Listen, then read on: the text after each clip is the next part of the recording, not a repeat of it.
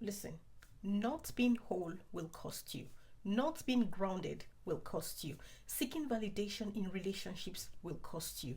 Trying to find completeness in another person, something only you and God or whatever higher power you believe in can give you, will cost you.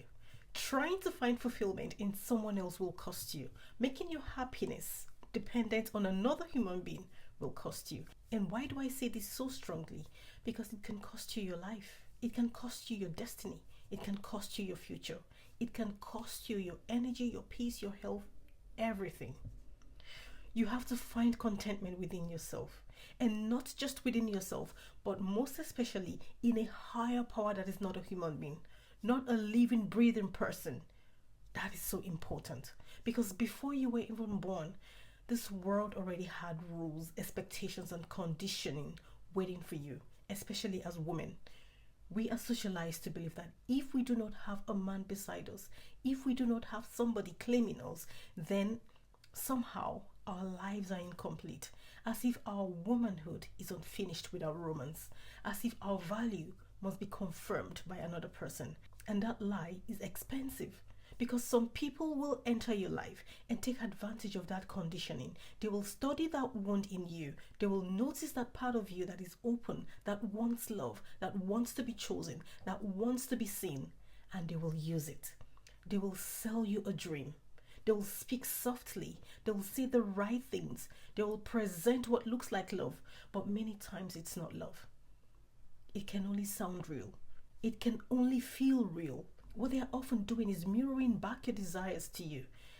They will give you words, they give you attention, they give you just enough to trigger hope, butterflies, attachment, fantasy. And because it feels good, because it touches something deep inside of you, you start to believe it must be real. But listen carefully, words are cheap when they are not backed by character, consistency, sacrifice, and truth.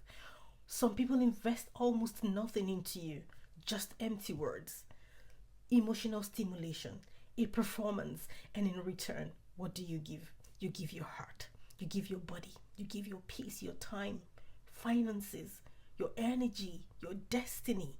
You pour out real substance. Meanwhile, they lose nothing, because they did not come to build, they come to take. And the dangerous part is this: if there is something unhealed inside of you, something starving for validation, something desperate to be chosen, you may hand over your entire life to someone who only came with strategy. That is why you must know yourself. That is why you must be grounded. And that is why you must heal. That is why you must find contentment within yourself first. Because when you are content within yourself, you stop approaching relationships from desperation. You stop confusing attention with love. You stop calling bare minimum effort destiny. You stop being seduced by potential. You stop handing access to people who have not proven themselves. Time reveals people. Time proves intentions. You do not truly know someone because they said something beautiful. You know them because time tested them and the truth remained.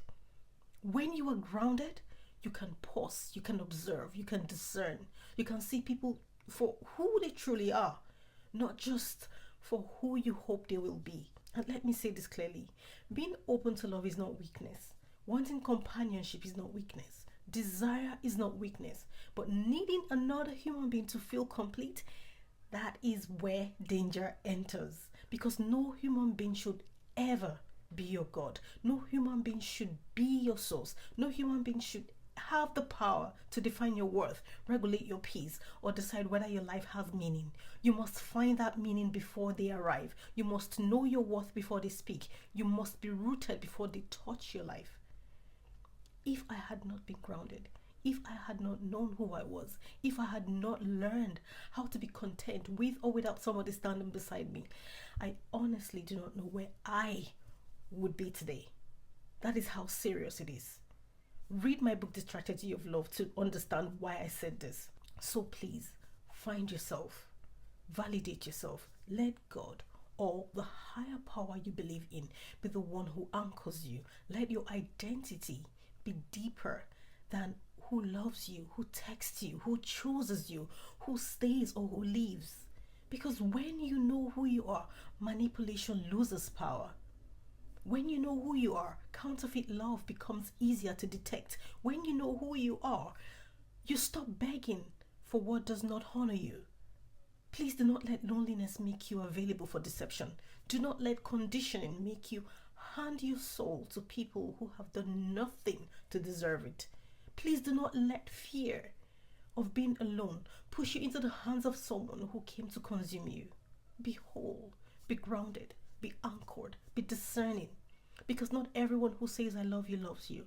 Not everyone who pursues you values you. Not everyone who chooses you is good for you. And sometimes the most powerful thing a woman can do is this: know herself, love herself, stand in her truth, and refuse to be completed by anyone other than God or whatever higher power you believe in. Redefine your narrative. Stop believing your life begins when someone chooses you. Stop believing love from another human being is the proof that you are worthy. You were worthy before they came. You were whole before they noticed you. And you must remain whole whether they stay or leave.